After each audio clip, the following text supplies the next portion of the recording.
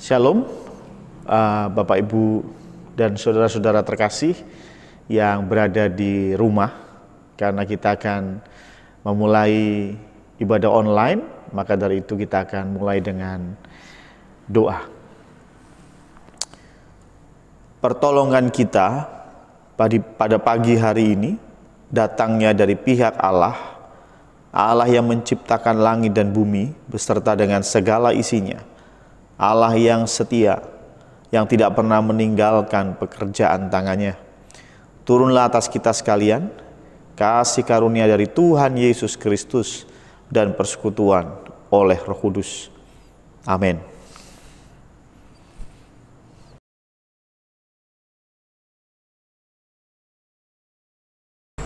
Shalom, jemaat Tuhan yang dikasihi oleh Tuhan Yesus Kristus. Bersyukur pada pagi hari ini kembali kita bisa beribadah bersama-sama sekalipun di rumah masing-masing dengan online yang ada, tetapi biarlah hati kita tetap menyembah, tetap melekat di dalam Tuhan Yesus Kristus. Bersyukur karena kita punya Allah yang begitu baik, Allah yang begitu mengasihi kita, Allah yang sudah memberikan putranya yang tunggal untuk setiap kita menebus dosa kita, menyelamatkan dan mendamaikan kita.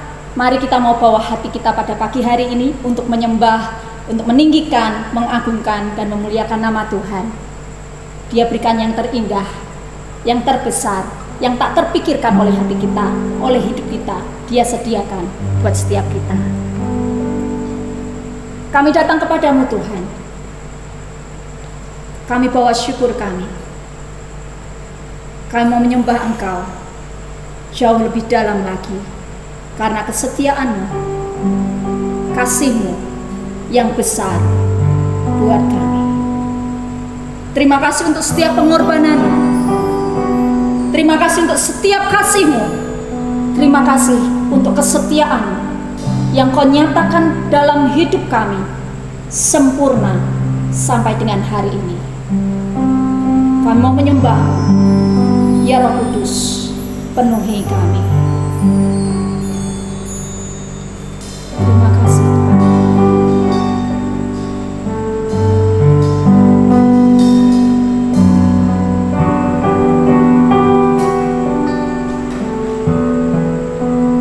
Buat hati kami melekat pada Engkau Tuhan.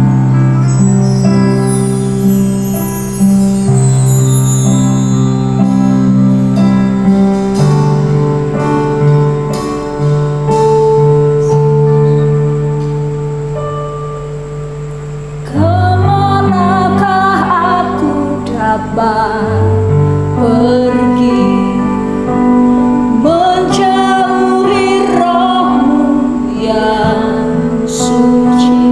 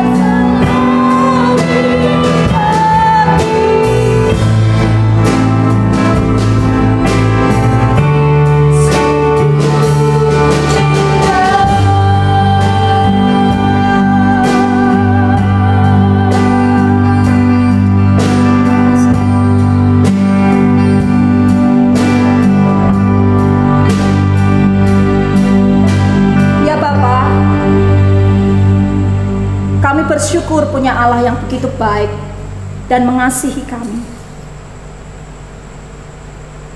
Kami bersyukur Engkau sudah memanggil kami, Engkau sudah memilih kami menjadi umat kepunyaan-Mu.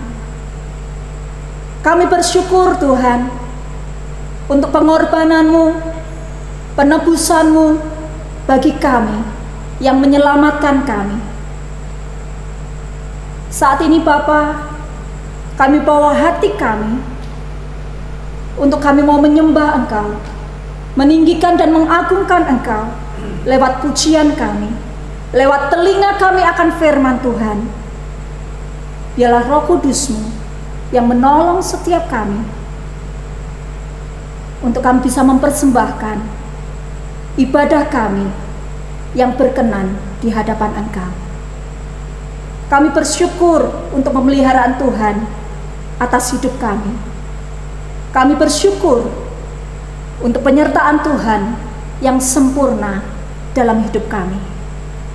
Kami siap memuji nama-Mu, kami siap mengagungkan nama-Mu, karena kami punya Allah yang hidup, Allah yang hebat, Allah yang dahsyat, yang layak untuk terima pujian, hormat, dan pengagungan kami. Inilah doa dan syukur kami Tuhan. Inilah persembahan ibadah kami yang kami mau peralaskan hanya di dalam nama Tuhan Yesus Kristus, Allah kami yang hidup, Juru Selamat kami. Haleluya. Amin. Bersyukur kita tetap bisa ada untuk memuji nama Tuhan. Biarlah pagi hari ini kita tidak mengurangi rasa syukur kita, rasa sukacita kita. Kita tetap mau memuji-muji nama Tuhan, karena Allah kita Allah yang baik. Dia sudah menyelamatkan, menebus setiap dosa kita, bahkan mengampuni kita, menyelamatkan dan mendamaikan kita dengan Allah, dengan diri kita, dan dengan sesama. Dia sudah jadikan kita semua menjadi satu keluarga yang indah di dalam Tuhan. Kita mau naikkan pujian sama-sama. Saya ajak kita semua bersukacita. Kita mau satukan hati kita untuk memuji memuliakan Tuhan.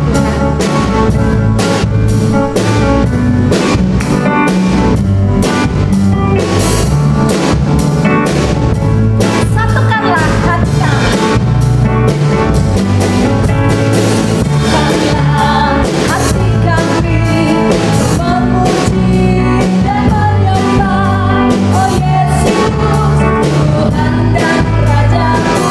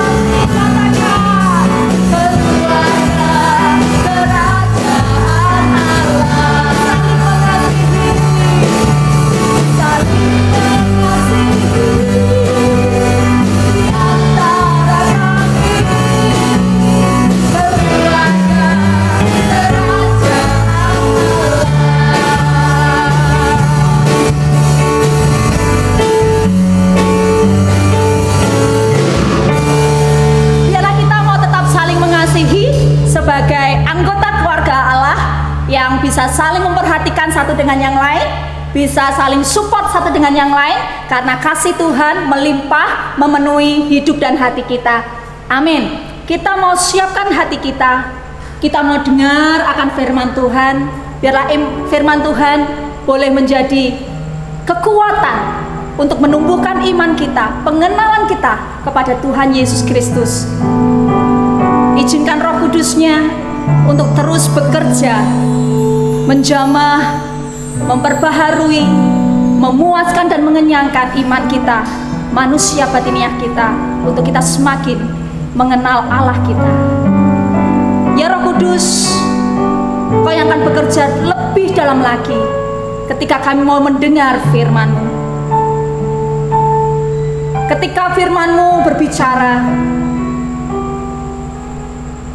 ada pembebasan, ada kelepasan, ada pemulihan buat setiap hati kami, diperbaharui menjadi baru di dalam firman-Mu.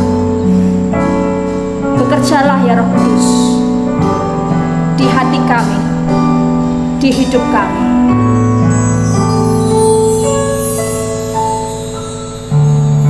Roh Allah yang hidup penuhiku, Roh Allah yang hidup pulihkanku, turunlah urapan ke atasku,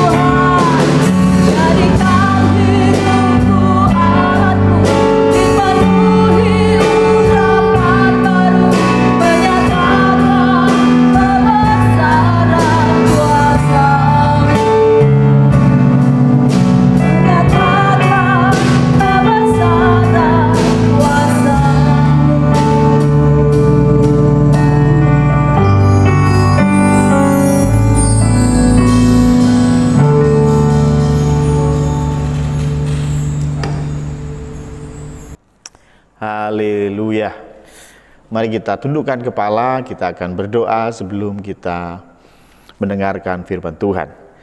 Tuhan Allah Bapa kami, terima kasih Tuhan karena pertolongan-Mu sempurna. Engkau sudah pakai tim PAW untuk bisa menyiapkan hati kami, sehingga hati kami saat ini siap untuk mendengarkan firman Tuhan. Seperti Engkau sudah pakai tim PAW sebagai perpanjangan tangan-Mu, Engkau juga yang akan pakai hamba-Mu yang kecil ini, sehingga firman Tuhan yang besar bisa tersampaikan dengan baik. Terima kasih Tuhan, terima kasih. Hanya di dalam nama Tuhan Yesus Kristus kami siap mendengarkan firman-Mu. Amin. Oke, shalom, selamat pagi sekali lagi. Dan hari ini kita kembali akan membahas tema bulanan. Tema bulanan pada bulan April adalah tentang salib Kristus, ya.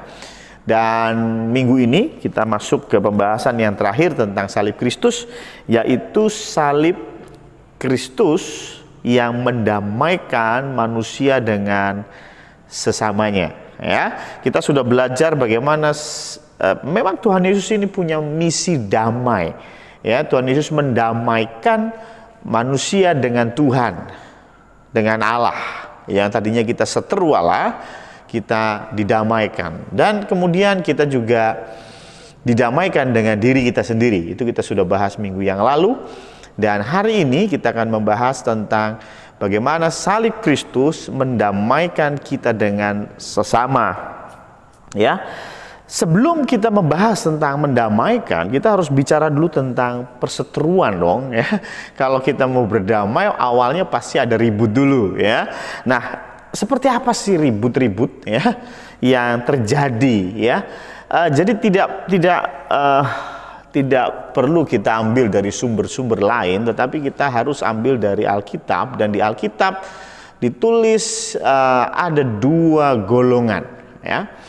Di Alkitab dari Kejadian sampai Wahyu itu ditulis ada dua golongan, yaitu golongan Yahudi dan golongan non-Yahudi. Ya, golongan yang bersunat dan golongan yang tidak bersunat. Ya, dan biasanya golongan tidak bersunat atau non-Yahudi itu disebut dengan golongan Yunani di dalam Perjanjian Baru sering disebut. Jadi kalau dikatakan orang-orang Yahudi dan orang-orang Yunani, maksudnya orang-orang Yahudi dengan orang-orang non-Yahudi. Jadi Yunani itu Yunani itu mewakili semua orang yang di luar Yahudi, gitu ya. Atau zaman Perjanjian Lama biasa disebut dengan orang-orang yang tidak bersunat, ya. Nah, kemudian orang-orang seperti ini dicap sebagai orang-orang kafir, ya.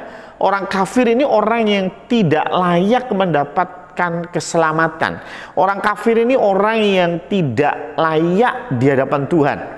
Ya, ini kafir. Ya, karena itu orang-orang Yahudi itu sekali lagi dia sangat membedakan ini orang Yahudi, ini orang Yunani atau orang di luar Yahudi. Ya, ada beberapa contoh yang bisa kita pelajari. Yang pertama kita ambil dari kitab Yunus. Ya, Yunus itu saya yakin semua Bapak Ibu dan saudara-saudara tahu, ya, cerita tentang Yunus, di mana Yunus ini adalah seorang nabi yang kemudian disuruh pergi oleh Tuhan, pergi ke sebuah kota namanya Niniwe, ya. Tetapi dia nggak mau, dia pergi ke Tarsis, ya. Dia melarikan diri, dia pergi ke Tarsis, dia nggak mau pergi ke Niniwe. Kemudian Tuhan menghukumnya, di tengah perjalanan ada badai, dan kemudian Yunus dilempar ke laut, masuk perut ikan. Itulah ceritanya, ya. Saya yakin semua ingat, ya. Dan Yunus berdoa di perut ikan, bertobat, kemudian dia dimuntahkan, ya. Dan setelah itu Yunus akhirnya mau menurut apa yang Tuhan suruh, yaitu pergi ke Niniwe.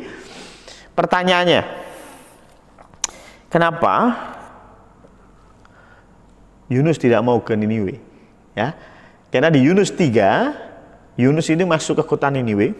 Ada yang bilang Yunus nggak mau masuk ke kota Niniwe karena di Niniwe itu banyak yang nggak percaya Tuhan, nggak percaya Allah sehingga orangnya barbar, dia khawatir kalau sampai di Niniwe nanti dia dibunuh begitu ya. Ada yang bilang begitu. Tetapi apakah benar? Di dalam Alkitab dikatakan kitab Yunus yang pasal yang ketiga ditulis bagaimana Yunus ini masuk ke kota Niniwe, dia mengajar tentang Allah, dia berkhotbah tentang Allah. Dan yang menarik di Yunus 3 ayat yang kelima dikatakan begini, orang Niniwe percaya kepada Allah, lalu mereka mengumumkan puasa, dan mereka baik orang dewasa maupun anak-anak mengenakan kain kabung. Jadi setelah Yunus berkhotbah, semua saya kasih garis bawahnya, semua orang Niniwe yang jumlahnya 120.000 orang bertobat. Bahkan rajanya pun ikut bertobat. Ini saya mau bicara ya, hamba Tuhan, penginjil dapat 1 jiwa saja itu senangnya luar biasa. Harusnya kalau saya ada di posisi Yunus, saya khotbah sekali dan 120.000 orang percaya kepada Allah, itu rasanya kayak apa ya? Saya nggak bisa bayangin. Pasti sukacita luar biasa. Tapi yang menarik, coba kita baca di ayat yang pertama ya, Yunus 4 ayat yang pertama. Tetapi hal itu sangat mengesalkan hati Yunus, lalu marahlah ia. Aneh ya, padahal dia sedang berkhotbah sekali 120.000 orang bertobat. Harusnya dia sedang seneng-senengnya gitu ya. Tetapi malah dia lagi marah nih ceritanya. Dia marah karena banyak yang percaya. Aneh ya. Dan dikatakan ayat 2, dan berdoalah ia kepada Tuhan, katanya, ya Tuhan, bukankah telah kukatakan itu ketika aku masih di negeriku? Itulah sebabnya maka aku dahulu melarikan diri ke Tarsis, sebab aku tahu bahwa Engkaulah Allah yang pengasih dan penyayang, yang panjang sabar dan berlimpah kasih setia, serta menyesal karena malapetaka yang hendak didatangkannya. Jadi sekarang, yang menarik ayat 3, jadi sekarang ya Tuhan, cabutlah kiranya nyawaku, karena lebih baik aku mati daripada hidup. Yang namanya Yunus ini pengen mati sampean. Saking jengkelnya dia sampai mau mati. Tuhan udahlah, aku diambil aja lah, saya nggak mau hidup lagi. Kurang lebih begitulah. Alasannya dia apa tadi? Nggak mau ke Tarsis? Nggak mau ke Niniwe, dia pergi ke Tarsis karena dia tahu Allah itu maha pengasih. Aneh ya? Ya, aku tahu bahwa Engkau Allah yang pengasih dan penyayang. Artinya apa? Yunus tahu kalau Yunus berkhotbah, Yunus memberitakan tentang Allah di Niniwe, maka orang Niniwe akan percaya Tuhan. Loh, ya kan bagus dong. Kenapa Yunus gak mau? Karena orang Niniwe itu bukan orang Yahudi. Nah itu problemnya. Bagi Yunus dan bagi orang Yahudi, orang non-Yahudi itu tidak layak mendapatkan keselamatan. Jadi ketika Tuhan mau menyelamatkan orang Niniwe, Yunus protes. Gampangnya begitu. Tuhan, orang kaya mereka nggak usah diselamatkan, udah dibakar aja di neraka. Kurang lebih begitu. Orang Yahudi punya pandangan seperti ini. Yunus pun begitu. Ya. Dia nggak mau memberitakan Injil kepada orang-orang Niniwe bukan karena dia takut, bukan, tetapi karena sekali lagi dia tahu orang Niniwe akan diselamatkan. Dan dia nggak mau orang-orang kafir, orang-orang yang di luar Yahudi itu diselamatkan. Ini pertentangan orang-orang Yahudi dengan orang-orang non-Yahudi yang tadi saya awal ceritakan. Ya. Di dalam konsep Tuhan Yesus perjanjian baru juga sama. Ya. Ada satu cerita bagaimana Tuhan Yesus pergi ke Kapernaum, ya. Dan dari Kapernaum ada seorang perwira yang hambanya sakit, ya. Hambanya sakit, ya. Kemudian dia minta tolong kepada Tuhan Yesus. Tuhan Yesus, sembuhkan hambaku yang sakit ini, ya. Waduh. Dan yang menarik adalah, coba saya baca Matius 8, ya. Perikopnya judulnya Yesus menyembuhkan hamba seorang perwira di Kapernaum. Ya. ayat 6 ya. Tuan, saya baca ayat 6. Tuan, hambaku terbaring di rumah karena sakit lumpuh dan ia sangat menderita.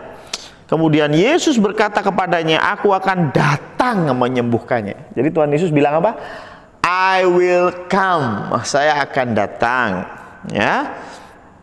Tapi yang menarik jawaban dari perwira ini. Tetapi jawab perwira itu kepadanya, Tuan, aku tidak layak menerima Tuan di dalam rumahku. Katakanlah saja sepatah kata, maka hambaku itu akan sembuh. Ya, ada yang bilang ini imannya dari orang Romawi sangat besar. Tetapi yang menarik pertanyaannya, kenapa orang Romawi bilang bahwa aku tidak layak menerima Tuan di dalam rumahku? Karena perwira ini perwira Romawi. Dia bukan orang Yahudi. Dan orang Yahudi tidak baik, tidak umum untuk masuk ke rumah orang kafir. Bayangin. Jadi kalau saya Yahudi, ya, saya Yahudi, tetangga saya non Yahudi, maka tetangga saya kelaparan, saya nggak mau bantu. Dan nggak boleh bantu, karena itu yang diterapkan di dalam Yahudi, ya. Mereka tidak peduli dengan orang-orang non Yahudi, ya. Itulah mereka, ya. Ini ada di Alkitab, ya. Saya tidak ngarang, ya. Ada juga kasus lain, ya. Setelah Tuhan Yesus sebetulnya punya pandangan yang berbeda, ya. Tuhan Yesus sempat bilang tadi, aku akan datang ke rumahmu, tapi panglimanya itu yang nggak mau, gitu ya. Tetapi Tuhan Yesusnya mau, ya. Nah, ada juga kesalahan atau konsep ini juga terlukis di dalam cerita lain, yaitu konsep di Lukas 4 ayat yang ke-16 sampai 28, ya. Kurang lebih begini ceritanya, panjang ini, ya. Lukas 4 ayat 16 sampai 28, Tuhan Yesus pergi ke Nazaret, ya, kotanya dia, ya.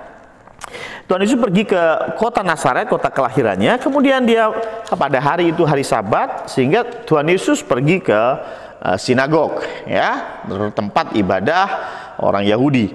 Ya, di sinagog apa yang dilakukan Tuhan Yesus? Lukas 4 ayat 16 berkata bahwa Tuhan Yesus membaca sebuah nas. Saya baca ayat 17.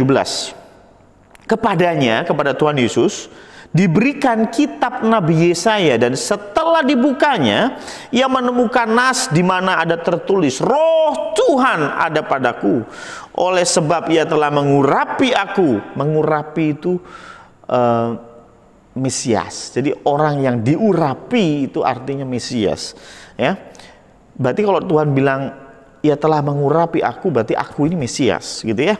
Untuk menyampaikan kabar baik kepada orang-orang miskin, dan ia telah mengutus aku untuk memberitakan pembebasan kepada orang-orang tawanan dan penglihatan bagi orang-orang buta. Ia membebaskan orang-orang yang tertindas, untuk memberitakan tahun rahmat Tuhan telah datang.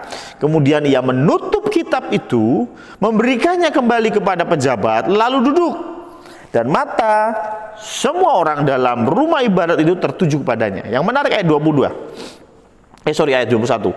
Lalu ia memulai mengajar mereka. Katanya, apa yang dikatakan Tuhan Yesus? Pada hari ini genaplah nas ini sewaktu kamu mendengarnya. Tuhan mau bilang bahwa nas itu adalah nas untuk Mesias yang akan datang. Tetapi Tuhan Yesus bilang, ketika kamu dengar ini tadi, sebetulnya ayat ini sudah digenapi. Artinya apa sih? Tuhan Yesus bilang, akulah orang yang diurapi, akulah Mesias yang disebut di dalam kitab Yesaya ini. Wow, ya. Tuhan Yesus bilang kalau akulah Mesias. Bagaimana tanggapan orang-orang Yahudi? Ayat 22, demikian firman Tuhan, dan semua orang itu membenarkan dia.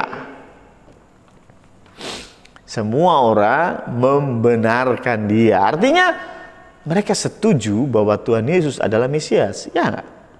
Tapi yang menarik, ayat 23, maka berkatalah Tuhan Yesus kepada mereka, Tentu kamu akan mengatakan pepatah ini kepadaku, hai tabib, sembuhkanlah dirimu sendiri. Perbuatlah di sini juga di tempat asalmu, di tempat asalmu ini segala yang kami dengar yang telah terjadi di Kapernaum. Dan katanya lagi, kata Tuhan Yesus lagi, aku berkata kepadamu, sesungguhnya tidak ada nabi yang dihargai di tempat asalnya. Dan aku berkata kepadamu, dan kata-kataku ini benar. Pada zaman Nabi Elia, pada zaman Elia, terdapat banyak perempuan janda di Israel. Ketika langit tertutup selama 3 tahun dan 6 bulan, dan ketika bahaya kelaparan yang hebat menimpa seluruh negeri. Tetapi Elia diutus bukan kepada salah seorang dari mereka, melainkan kepada seorang perempuan janda di Sarfat, ya, di tanah Sidon. Tanah Sidon itu bukan wilayah Israel, ya. Sehingga Tuhan Yesus mau bilang begini loh, dulu zaman Elia ada kelaparan hebat, ada janda banyak di Israel. Di Israel ada banyak janda, tetapi Elia malah pergi ke janda di Sarfat yang jelas-jelas bukan orang Yahudi. Ayat 27. Dan pada zaman Nabi Elisa banyak orang kusta di Israel, dan tidak ada seorang pun dari mereka yang ditahirkan selain daripada Naaman orang Syria. Orang Syria juga bukan orang Yahudi. Naaman bukan orang Yahudi, ya. Tuhan Yesus mau bilang apa sih? Tuhan Yesus mau bilang, jangan salah, Mesias tidak untuk orang Israel saja. Contohnya janda di Sarfat, contohnya Naaman, itu pun Tuhan kasih mujizat. Dan apa tanggapan mereka? Ayat 29, mendengar itu sangat marahlah semua orang di rumah ibadat itu. Ketika Tuhan Yesus bilang, akulah Mesias, tidak ada yang protes. Semua setuju dengan statement Tuhan Yesus. Tetapi ketika Tuhan Yesus bilang bahwa Mesias tidak hanya untuk orang Yahudi, mereka semua protes. Mereka semua marah. Ya. Kenapa? Sekali lagi, bagi orang Yahudi, orang non-Yahudi layak mati. Kafir layak mati. Ya. Makanya jangan heran ada yang mengajarkan bahwa darahnya orang kafir itu halal. Ya, itu niru Yahudi. Persis orang Yahudi seperti itu. Ya. Tetapi apa yang diajarkan oleh Tuhan Yesus? Tuhan Yesus mengajarkan di Matius 5, salah satu perikop di khotbah di bukit. Matius 5 berkata, ya, Matius 5 ayat yang ke-21 22. Ya. Kamu telah mendengar yang difirmankan kepada nenek moyang kita, jangan membunuh, siapa yang membunuh harus dihukum. Tetapi aku berkata kepadamu, setiap orang yang marah terhadap saudaranya harus dihukum. Siapa yang berkata kepada saudaranya kafir harus dihadapkan ke mahkamah agama. Ya, Tuhan Yesus melarang murid-muridnya mengatakan orang lain kafir. Ya. Karena ini bertentangan dengan, ini ajaran Tuhan Yesus bertentangan dengan apa yang diimani oleh orang Yahudi. Ya. Ini juga masih berdampak kepada murid-murid Tuhan Yesus. Setelah Tuhan Yesus naik ke surga, murid-murid menyebarkan ajaran Kristen, konsep yang sama masih ada di pikiran para rasul. Masih ada. Ya. Ada dua kubu besar. Murid-murid Tuhan Yesus, mereka menganggap Mesias hanya untuk orang Yahudi.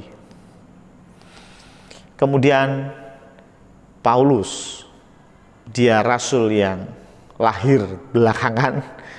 Paulus mengajarkan kepada orang-orang di luar Yahudi. Paulus mengajar kepada orang-orang Yunani. Dan apa yang dilakukan, apa yang dia lakukan ini membuat rasul-rasul marah. Hampir terjadi perpecahan gereja pada waktu itu. Ya. Tetapi Tuhan menyelesaikannya dengan indah. Ada di Kisah Para Rasul 10 ayat yang ke-13 sampai dengan 16. Ya. Dikatakan ceritanya begini, kurang lebih ya panjang ini ya. Kisah Para Rasul 10 itu dari awal kalau mau baca. Kurang lebih begini. Petrus ini dia sedang ada di rumahnya Simon ya di kota Yope ya. Dia sedang berdoa di lantai atas dan kemudian tiba-tiba dia dilingkupi, rohnya dilingkupi karena dia lapar, dan ada satu tirai turun dari langit isinya binatang-binatang. Kemudian ada suara bilang, makanlah. Tetapi Petrus bilang, no, jangan. Ya, ini tidak kosher, tidak halal, karena orang Yahudi tidak makan makanan yang najis. Ya, ini Kisah Para Rasul, ya, bicara tentang hal itu. Kisah Para Rasul 10 ayat yang ke-13 saya bacain deh. Ya, ayat ke-13. Kedengaranlah olehnya suatu suara yang berkata, bangunlah hai Petrus, sembelilah dan makanlah. 14. Tetapi Petrus menjawab, tidak Tuhan, tidak, sebab aku belum pernah makan sesuatu yang haram yang tidak tahir. Kedengaran pula untuk kedua kalinya suara yang berkata kepadanya, apa yang dinyatakan halal oleh Allah tidak boleh engkau nyatakan haram. Hal ini terjadi sampai 3 kali, dan segera sesudah itu terangkatlah benda itu ke langit. Ini biasanya ayat yang biasanya salah tempat, ya. Ya, dikatakan bahwa ini ayat yang mengatakan bahwa semua makanan itu halal, ya. Makanya orang Kristen makan semua makanan, semua yang berkaki 4 boleh dimakan kecuali meja. Itu pun karena keras. Apakah betul? Tidak.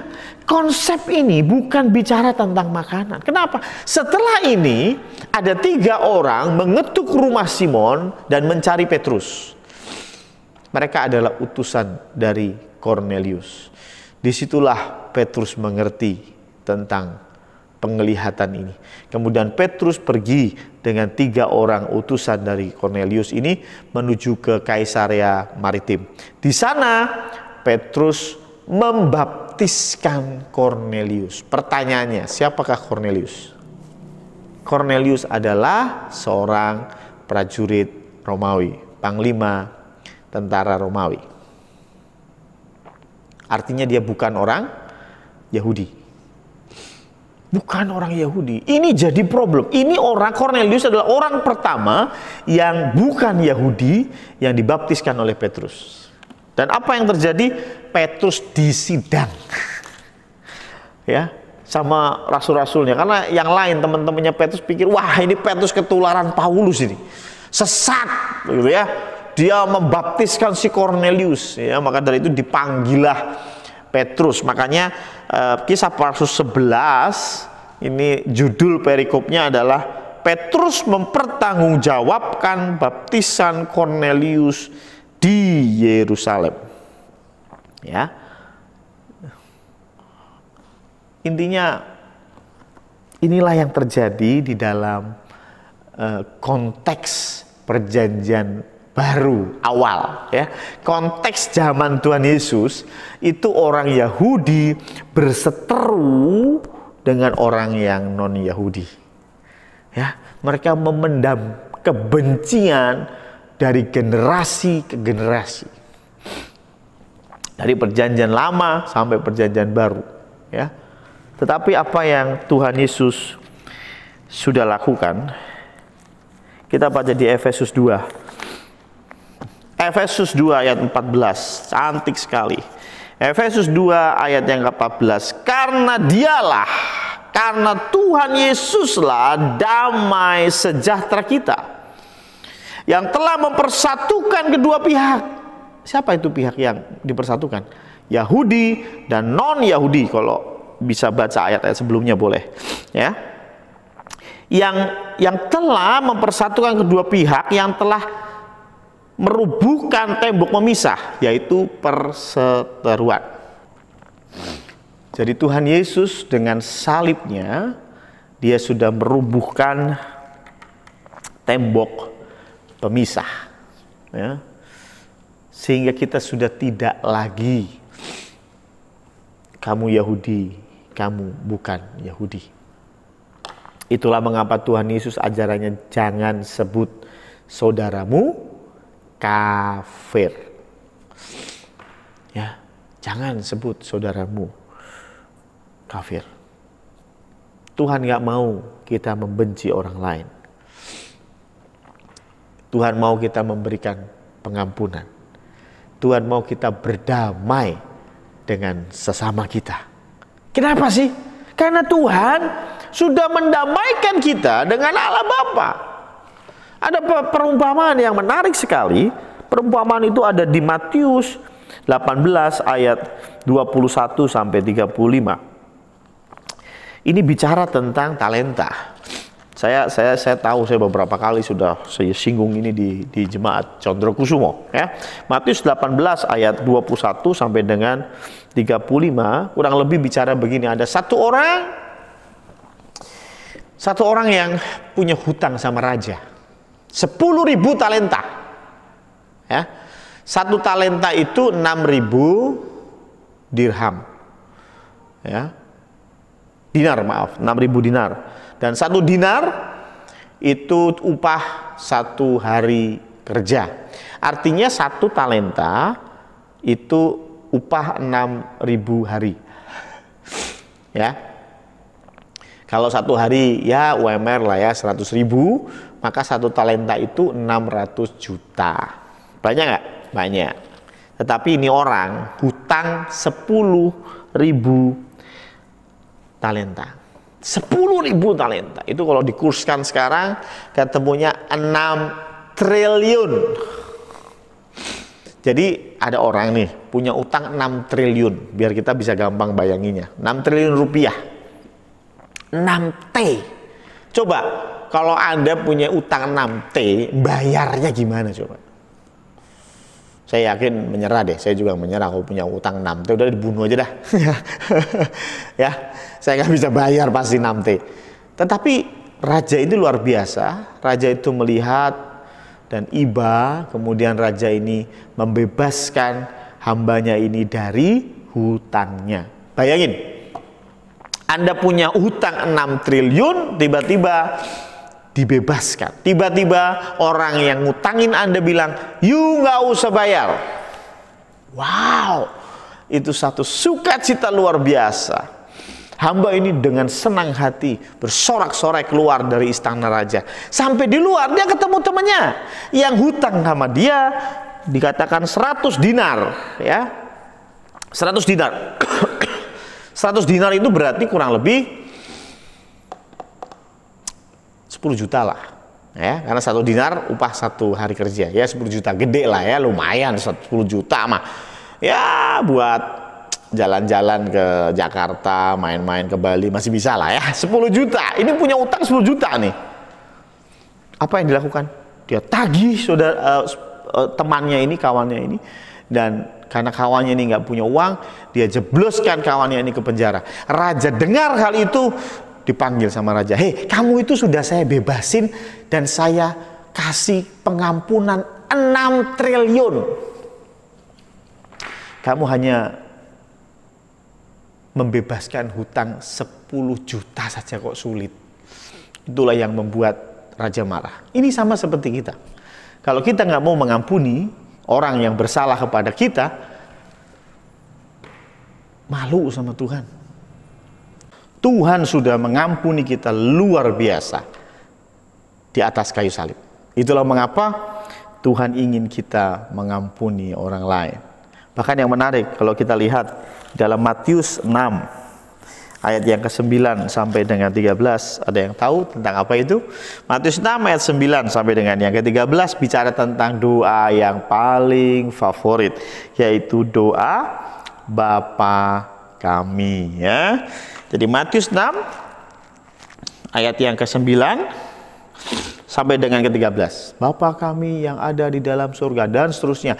Tuhan bicara banyak hal. Saya pernah bahas ini di Pekan Doa Pentakosta, PDP, tahun berapa saya lupa. Mungkin tahun lalu, mungkin tahun yang lalu ya lagi. Pokoknya saya pernah dah, saya lupa. Kita bahas satu-satu. Bapa kami itu apa, ya, surga itu bagaimana, dan seterusnya sampai selesai kita bahas. Yang menarik, Tuhan bicara banyak hal, ya, tentang makanan, tentang ini, tentang itu, ya. Tapi yang menarik ayat 14, setelah Tuhan bicara tentang doa, kesimpulan akhir apa? Ayat 14. Karena jikalau kamu mengampuni kesalahan orang, Bapamu yang di surga akan mengampuni kamu juga. Tetapi jikalau kamu tidak mengampuni orang, Bapamu juga tidak akan mengampuni kesalahanmu. Dari doa Bapa kami yang panjang lebar, kesimpulannya apa? Pengampunan. Tuhan mau kita mengampuni. Ya. Karena apa? Karena kebencian itu seperti Bu Sugeng atau Mbak Ning pernah sampaikan, orang yang dendam, orang yang benci itu orang seperti dia minum racun tapi berharap orang lain yang mati, ya. Itu bodoh sekali, ya. Kasih pengampunan. Saatnya engkau berdamai dengan sesamamu, ya. Ketika engkau benci dengan seseorang, apa aja dikomentarin, betul ya. Kalau benci sama saya, aduh Pak Pendeta ini rambutnya sebentar belah tengah, sebentar belah kanan, sebentar belah kiri, sebentar nggak karu-karuan, sebentar aduh, apa aja dikomentarin ya. Karena sudah dasarnya benci, ya. Dan yang capek siapa? Anda sendiri, ya. Engkau minum racun tapi berharap orang lain yang mati. Makanya Tuhan mau engkau mengampuni. Tapi jangan salah, mengampuni bukan berarti ketika seseorang membuat satu kesalahan, kemudian engkau ampuni dan dia membuat kesalahan yang sama terus menerus. Kalau engkau punya karyawan misalnya, engkau punya karyawan nyuri uangmu, ya engkau ampuni. Kata Pak Pendeta suruh ngampuni, saya ampuni. Tetap kerja di Anda, tetap, ya, tetap kerja di saya. Nyolong lagi, diampuni lagi. Besoknya nyolong lagi, diampuni lagi. Besoknya nyolong lagi, diampuni lagi. Saya mau bilang itu bukan mengampuni, itu oon namanya. Mengampuni itu apa sih? Mengampuni itu melupakan sakitnya, tetapi mengingat pelajarannya. Nah itu, ya. Bukan berarti kita nggak ingat sama sekali, ingat, ya. Dan itu menjadi sebuah pelajaran berharga untuk kita, ya. Jadi kalau ada yang bikin kesalahan kepada kita, ampuni. Jangan jengkel, jangan marah, tetapi ya berarti besok lagi hati-hati, ya. Oh, orang ini berarti nggak bisa dipercaya di masalah keuangan. Hati-hati. Tapi nggak perlu dendam, nggak perlu marah. Ketemu dia langsung mukanya jadi kecut, ya. Nggak mau mandang wajahnya, ya, buang muka. No, nggak usah, ya. Lupakan, ampuni. Tetapi jangan lupakan pelajarannya, ya. Ketika engkau ditipu orang, sebetulnya anggap saja itu biaya sekolah.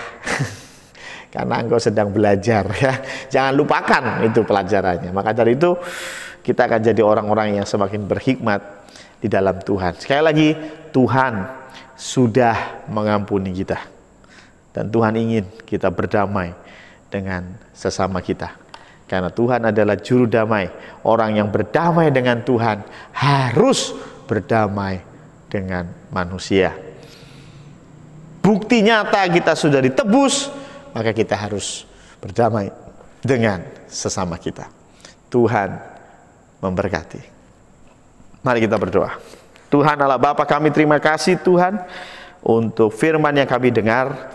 Engkau yang akan sempurnakan sehingga kami semakin mengerti, dan biarlah firman yang ada di dalam hati kami akan tumbuh berbuah tepat pada waktunya. Terima kasih Tuhan, terima kasih. Hanya di dalam nama Tuhan Yesus Kristus kami berdoa dan mengucap syukur. Amin.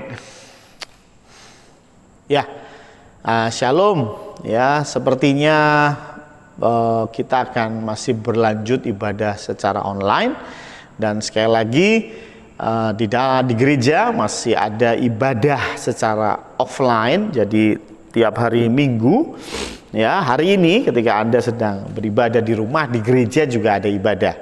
Tetapi sekali lagi saya berharap yang bisa ibadah online, biarlah Anda ibadah online saja. Tidak perlu datang ke gereja. Tapi untuk teman-teman atau kawan-kawan yang tidak bisa akses internet, silakan datang. Ya, kemarin yang datang 7 apa 8 orang ya, 7 orang yang datang ya. Hari ini nggak tahu ya. Dan juga ada pengumuman-pengumuman kami akan sampaikan melalui broadcast ya. Dan bersyukur minggu yang lalu juga tim panitia tim panitia Jumat Agung dan Pentakosta minggu yang lalu tanggal 19 April sudah bisa kembali berbagi dengan saudara-saudara kita karena ada banyak yang berdonasi ya. Ada banyak sponsor yang kasih berkatnya untuk sesama. Nah, ini ada cuplikan videonya supaya teman-teman di rumah juga mengerti. Silakan, selamat menyaksikan.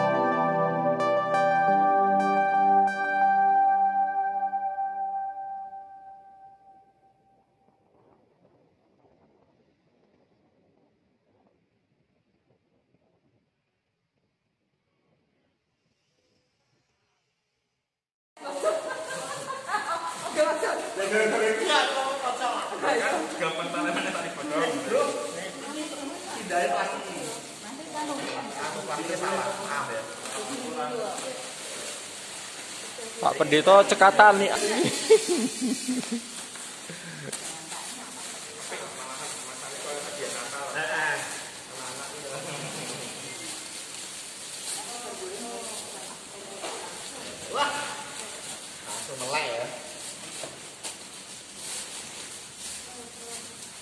Inilah kegiatan Panitia Jumat Agung Pentakosta di dalam persiapan pemberian sembako kepada jemaat.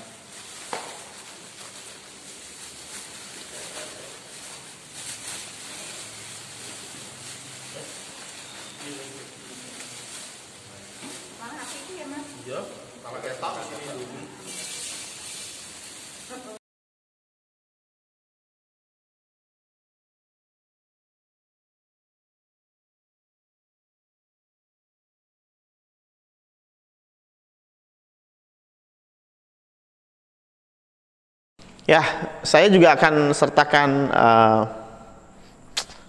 laporan keuangan sejauh ini ya supaya kita semua bisa melihat ya. Silakan dilihat warta keuangan.